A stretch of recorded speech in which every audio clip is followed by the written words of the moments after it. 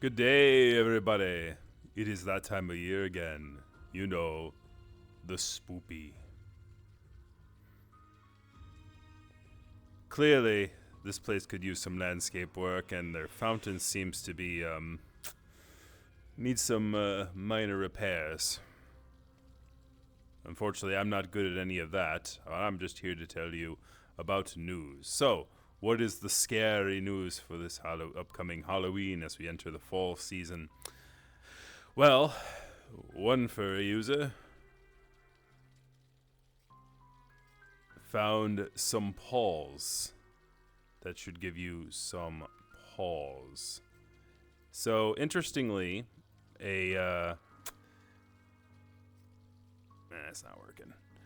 Interesting, a tweet here by Scrumpet showed that something that they had found in the Spirit of Halloween store, which is a very interesting thing and a very interesting topic. I wanted to talk about it real quick. But they found some furry paws for you to wear in the real world, not in the virtual world. In the real world, you'll be seeing this. So, it's an interesting thing because obviously a lot of people have been reacting to it back when it was posted. And it's similar to when there was a situation back in 2018 where sort of a animal costume thing, like it was after Zootopia, it was just after the release of Zootopia. Walmart had created a version of animal costumes, and they called them Maskimals.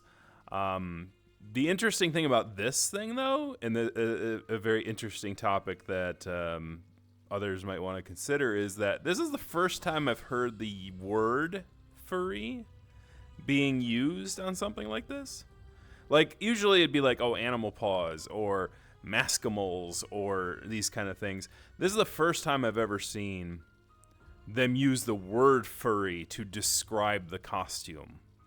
And this is a I don't know how the Spirit of Halloween things work, honestly, so I don't know if it's like some furry gave them furry paws and called it that, or if like they just had furry paws and that's what they decided to call these things. But obviously, first time I've seen a mainstream corporation use the word furry, which obviously comes into an interesting idea of like, since this fandom started in grassroots movements, are we really going to be okay with, mainstream things using the term furry to sell furry stuff?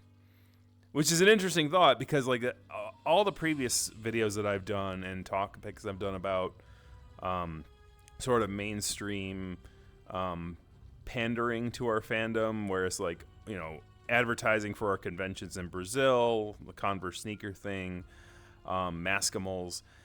Every single time I've done a video on that, they've been like, wink, wink, wink, wink, nudge, nudge, right? Like sort of let me see if I get some expressions here.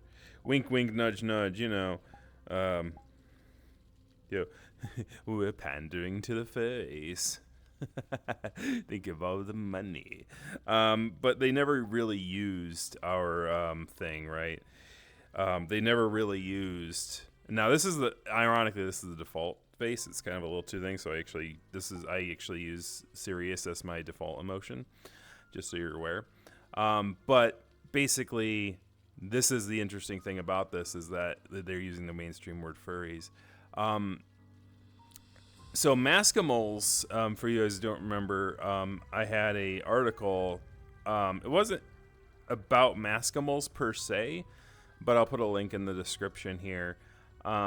Basically, what happened is on social media back in 2018, there was a situation where Maskimals were becoming a big topic after like the Zootopia thing. But in 2018, a furry, instead of like deciding to, look down upon it, a furry fursuit creator sort of offered their services to take a Maskimal and basically modify it towards somebody's own character, which is a good idea.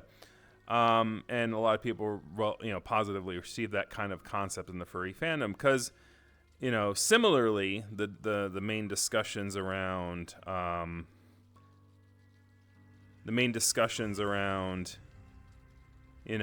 the this topic has been the same. It's like, oh well, it's a quote unquote cheaper alternative for younger furries to buy hand paws, buy the feet paws, without having to buy a bespoke piece that is customized for their usage, right?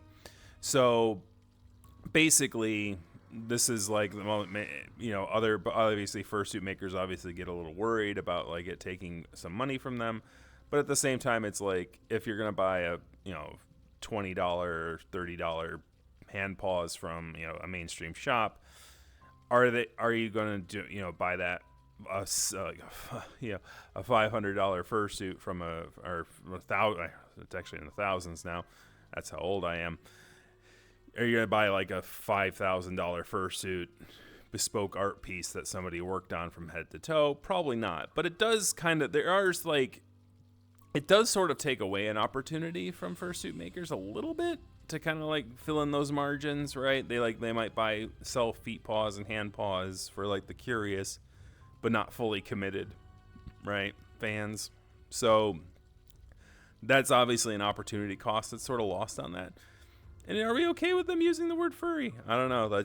I'm obviously a person who just writes what is and not pushes towards what should be. So obviously you'll probably have a lot of commentary on that in the sections. I will note an interesting thing about my my article here that I had wrote back in 2018. Interestingly enough, this was a part of a section of it.